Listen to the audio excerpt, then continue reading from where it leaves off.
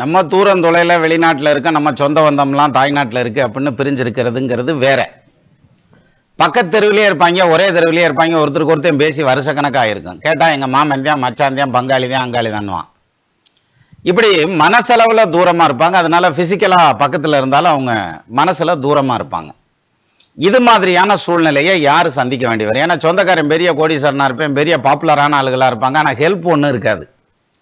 அவங்க உண்டு, அவங்க வேலை உண்டுன்னு தான் இருப்பாங்களே தவிர, சரி நம்ம சொந்த வந்தம் தானே, அவனை தூக்கி விட்டா அப்படி பிக்கப் ஆகி வந்துடுவான்லங்கிற எண்ணம் வராது. இந்த மாதிரியான சூழ்நிலை யாருக்கு இருக்கும்?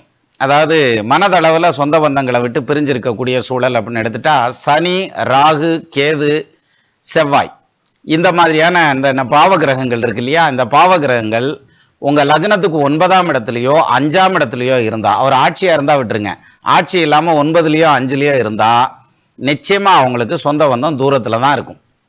அதே மாதிரி லக்னாதிபதி இது மாதிரி பாவ கிரகத்தோட சேர்ந்து 9ஆம் இடத்துலையோ 5ஆம் இடத்துலையோ இருந்தாலும் அவங்களுக்கும் சொந்த பந்தங்கள் எல்லாம் தூரத்துல தான் இருக்கும். உங்க சொந்த பந்தத்தில் இருக்கிற பெரிய கோடீஸ்வரனா, பாப்புலாரிட்டியா, செலிபிரிட்டியா இருந்தும் உங்களுக்கு ஒரு பிரயோசனமும் இருக்காது.